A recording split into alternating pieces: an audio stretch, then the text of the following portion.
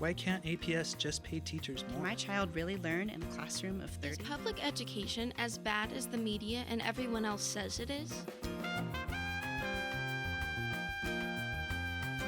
Everyone has an opinion about Albuquerque Public Schools. But where do you go to sort out fact from fiction and rumor? Right here. Welcome to the APS Open Book Podcast with your host, Mark Goodrum. Welcome to the APS Open Book Podcast, Episode 10, Sports in Albuquerque Public Schools. My guests today are Kenny Barreras, Athletic Director for Albuquerque Public Schools, and Harvey Carreathers, Coach at Manzano High School. Welcome. Glad you're here. Thank you. Thank you for having us. Yeah, appreciate it. Well, first of all, let's dive into we all have done some sports in our life in the past at some point or another. I was in track. What did you do, Kenny? I was a football, baseball player. Oh, there you go. Mhm. Harvey? I was a football player, baseball player, played rugby, cyclist. I do a lot of things. Oh, okay. I did a lot of things, do a lot of things still. Yeah, there you go. So the reason why I ask is because we know firsthand what athletics brings to your own being as we're coming along. What's available, Kenny, at APS for sports? Well, from the standpoint at our high schools, we do everything that our state association sanctions, starting volleyball and soccer and football in the springtime, and basketball, wrestling, swimming, among other things in the winter, and track, golf, tennis. 21 sports is what we have between the boys and girls, which include cheerleaders and dance teams, which is still relatively new in terms of all that other, but 21 sports in all of our high schools, multiple levels at most of them, be it a varsity team and a JV team or a varsity JV and a C team. And then at our middle schools, we offer volleyball, basketball, and track and field as the sanctioned sports by the state association, and those are in all of our 29 middle schools also. So a wide range of things, hopefully for students to participate in. Right. You can find something you'll like and be successful in. That's what we hope for. Yeah, there you go. And Harvey at Manzano, what's going on over there with sports? Tell us a little bit. Well, I coach football, C-team football, and I'm the head varsity track and field coach. Okay. And, we have a lot of kids that are participating in a lot of different sports. I've been around this is my 19th year at Manzano High School, and I've seen the number of dual participation athletes, multiple participation athletes increase over the last 7-8 years, and which is a great thing. Those kids keep them busy and keep them involved, and keeps their grades up and keeps keeps them moving forward.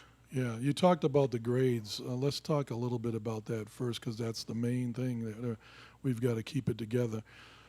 Kenny, talk about that substance and those students coming to school for the athletic aspect, but they have to maintain.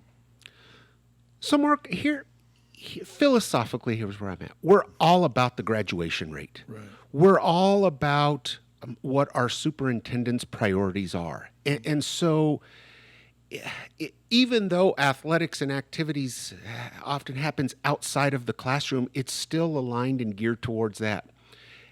And so I look at it as a standpoint of, how do you get kids engaged to school? Mm-hmm. We know how important student attendance is. That's so fundamental to this whole thing. And if we have students engaged and coming to school for whatever reason, right, then that's half the battle. Yeah. Showing up. Absolutely. The old adage of half the battle is just showing up. Exactly. A robust athletic and activities program is one more thing that engages the kids, that gets them to come to school. If that's the thing that drives them, if that's the thing that motivates them to get up in the morning and get to school, if that's what allows them to overcome some of the challenges that our kids and our families and our community face every day, right, then it's valuable. And so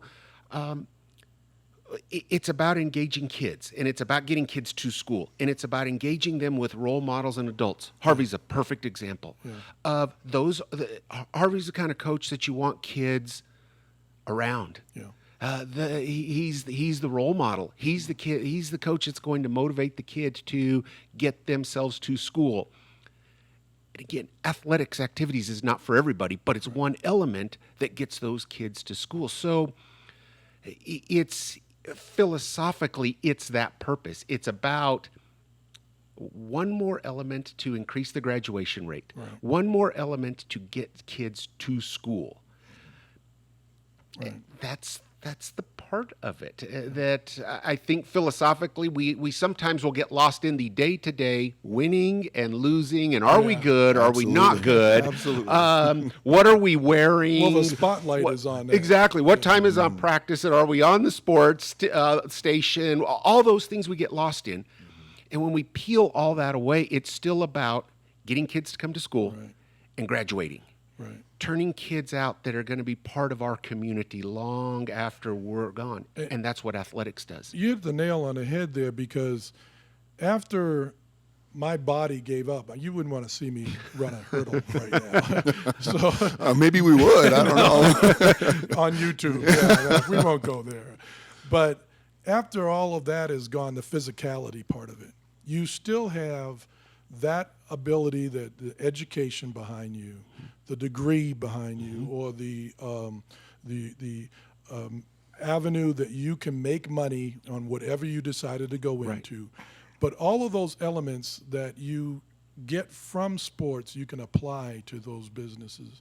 I mean, as a coach, Harvey, and Kenny was talking about, you are, I know you very well, and you are that kind of coach that will go ahead and teach the discipline in a positive way.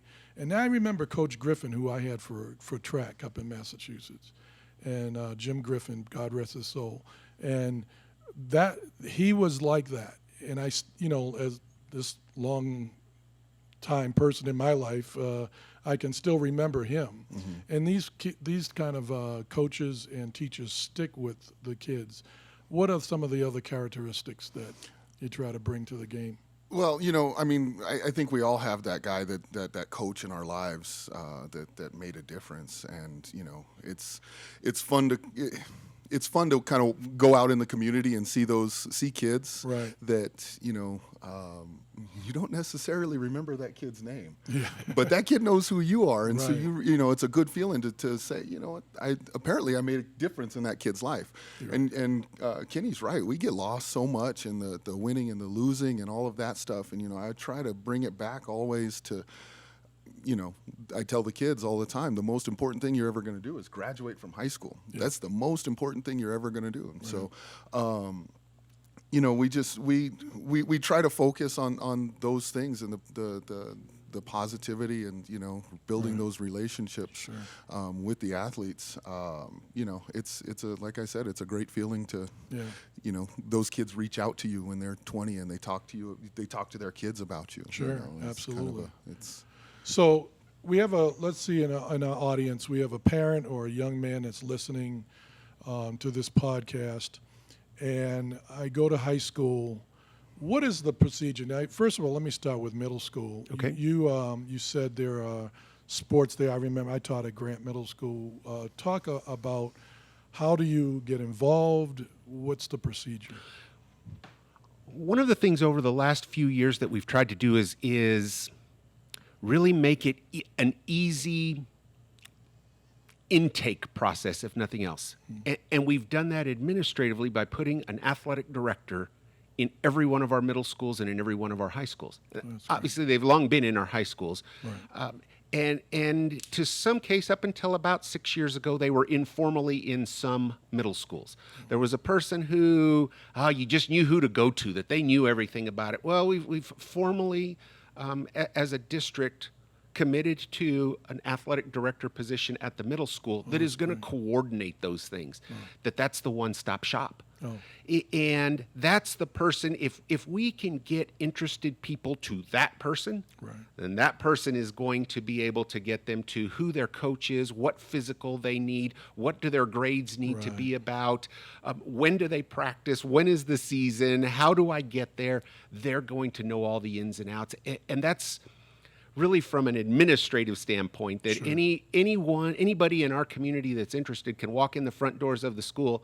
They know who the principal is, or there is a principal. Yeah. Sometimes there is an assistant principal, there isn't, but there is an athletic director. Great. And so that has proven to be helpful of here's where we're going to gear all of our folks to. Mm-hmm.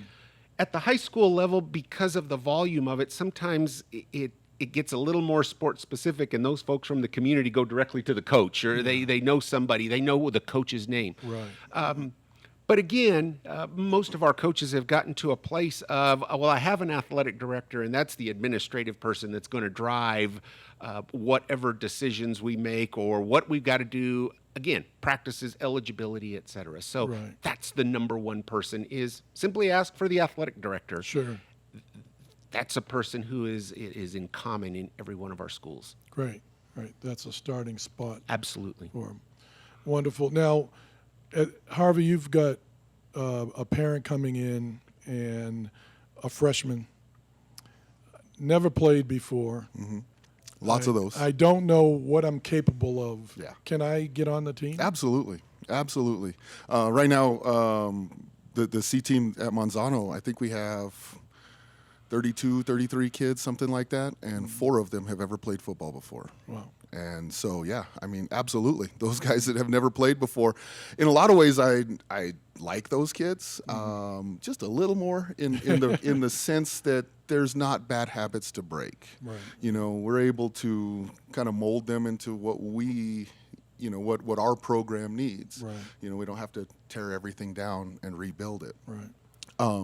It's always nice if a kid at least understands the game. But that's what we're here for. Right. Especially at the C team level, it's not so much about the wins and the losses. It's developing the athlete. It's developing the young man. It's giving him the opportunity to do things that he never has done before, or she. We actually have a couple girls on the team as well. So, girls are welcome as well. Right. I was going to get into that as well. So we've seen a big change in that over the years. I remember when I first started at Manzano in the early 2000s, we would have a girls soccer player that was our kicker kind of thing. Right. And all she did was kick. Right. And, right now we have 2 girls, one on the varsity team who's a lineman. She's a senior lineman. Right. And on the C team, we have one of our linebackers is a girl. Mm-hmm. They do great. They fit right in. The boys, bring them in, and that's Touchdowns their little sister. Don't have agenda. Absolutely. That's right. And so, it's great. There you go. So let's stick with football for a minute here. Okay. Safety, helmets. I'm concerned. Off mic before the podcast started, I was talking about my son, and my wife was, when he was coming through middle school, and my wife was concerned about safety. Talk a little bit about that, because I know that's been in the news in the last couple of years with the NFL and helmets and absolutely. Concussion. There's a form athletes, parents can, if they're concerned about that the high school doesn't have the helmet that they want, or the helmet that's the level of the most concussion sensitive helmet or whatever. Parents can buy their own helmets. There's a form that kind of releases that from on the APS side. But at Manzano, I assume at every school we have really high quality equipment. Right. It's reconditioned yearly, and we have to buy new stuff all of the time. And so the equipment that we use is top notch. Right. It's football's a game that it's a collision sport, and concussions happen, and it's kind of part of it. I personally I take concussions very seriously. I tell the parents that I'm going to coach your kid like I coach my kid. Sure.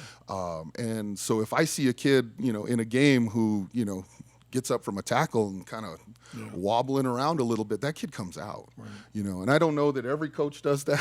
I hope every coach does that, but you know, that's just the way I look at it. And you know, I treat those kids as though they're my own kids, and you know, I don't want my kid to have long-term damage from something that happened in high school. You got your eye on I'm gonna pull him out instantly, and you know, our trainer, you know, he does a great job. He comes in and he you know, does what he needs to do, and you know, communicates with me that that kid's done, or no, Safety he's okay. is a top Safety priority. for me is a top priority. Absolutely. What's the schedule like for games? When's the season start and end? So Football season starts. It changes. It's like the first week of August, I believe, is when official practices start. You know, games go from the end of August to early December is the championship game for the varsity level. You know, all programs practice during the summer and the off season.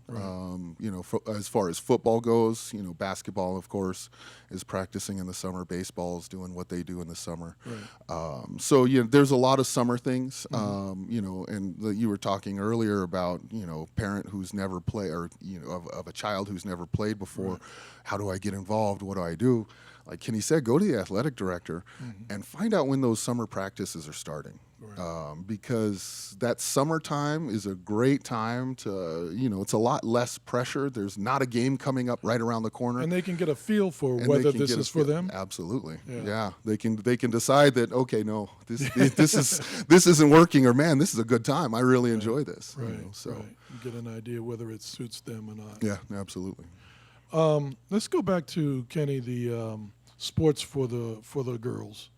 Can you talk a little bit about that? What's available? Well, sure. I think we have as wide a range of opportunities for girls, for our females in our sports program as we do our boys. Everything we participate in now, you know, has a female component in one way or the other. There's some very interesting things that have come up. Harvey mentioned about the football aspect and the participation of girls in football that has really, over the course of the last 10, 12, 15 years, has taken off, where we're seeing greater participation. Most recently, it's in the sport of wrestling, where we have a significant number of girls participating in wrestling that stereotypically is male dominated, and you think of that, and that's really beginning to change a little bit. It's very interesting, and it's in the infant stages of it, so it'll be very interesting to see how that continues to take off. But when you talk about everything, the volleyballs and the softballs, all of those levels and all of those opportunities are in the same place. They obviously have to be from what we do to be in compliance with Title IX. Exactly. Our participation of our girls is fairly close to that of our boys. As it does in most places, our male participation is still greater overall than our female participation.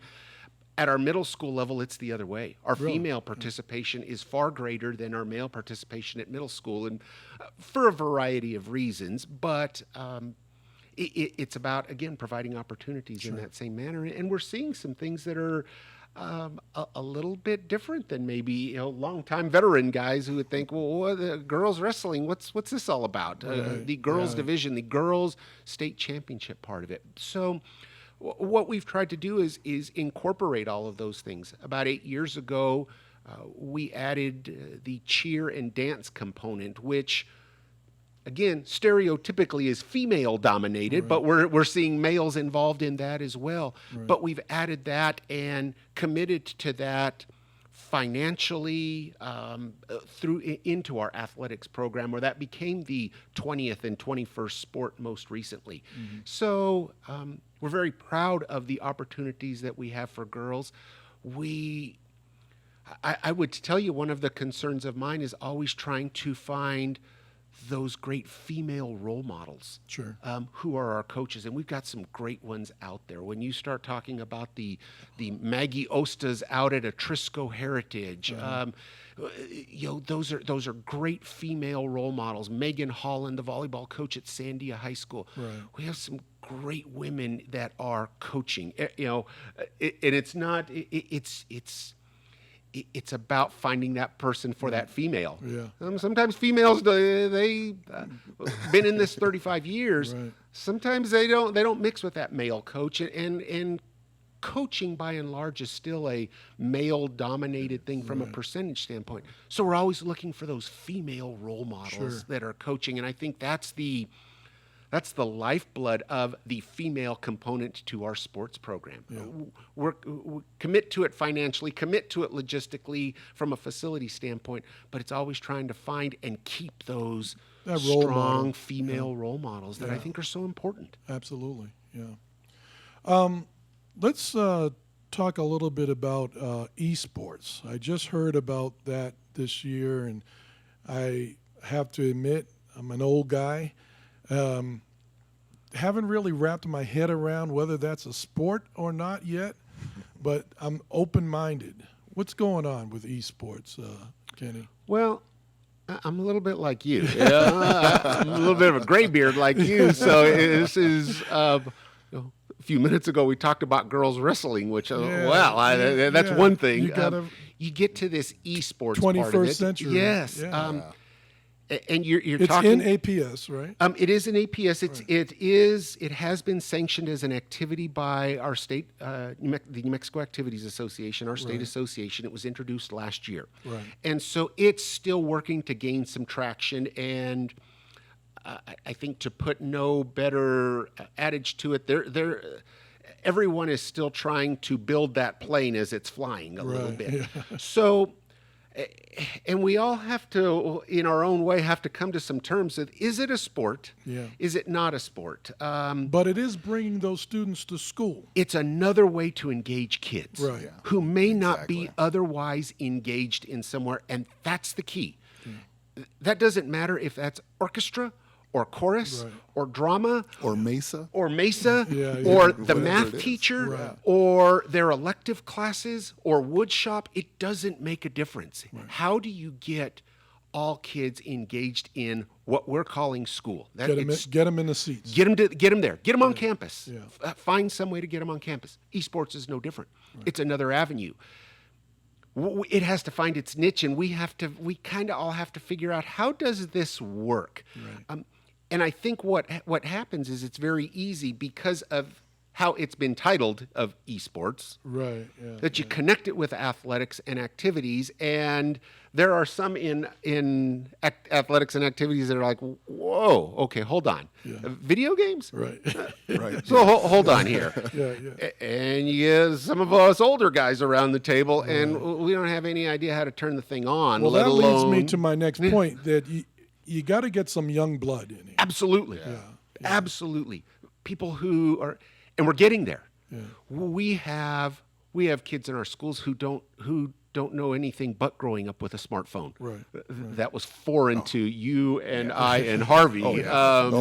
Growing up, it was still the landline, and the phone rang in the house. That doesn't even happen in a lot of And you places. couldn't find your friend. You had to go to his house. You had to go to his house. You couldn't send him a text. It's completely different now, and it's changed the landscape of education. It's changed the landscape of society. It's changed the landscape of sports. So, but esports is another avenue, and I think it will gain a foothold, and we'll have to wait a little bit of what kind of foothold is it going to take. And there are thoughts and myths out there of, oh, well, we don't like esports because it's going to take away kids from other sports or other activities. I don't know that that's the case.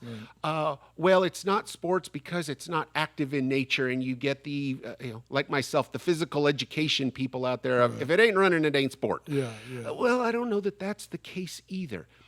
But it's another avenue. What we all have to get on board with and commit to is, it's another avenue to get kids on campus. What I like about what APS is doing with this is, APS has at least shown that they're open-minded and progressive to try to get, like you said, the kid in the classroom, focused on the grades and whatever it takes.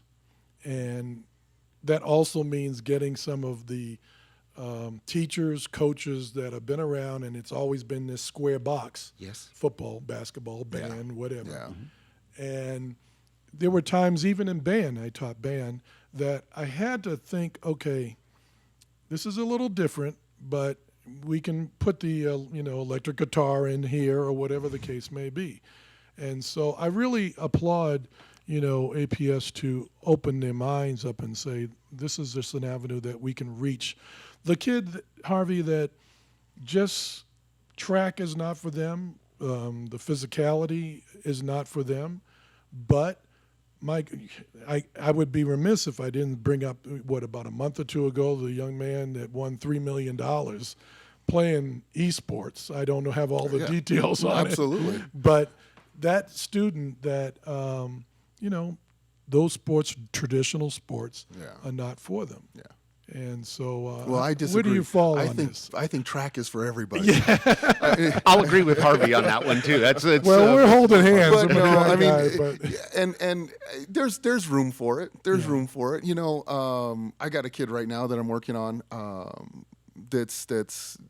He's a baseball player and he wants to run on my 4x1. And I said, well, I'm gonna have to work it out with your coach. But yeah, let's see what we can do. Right.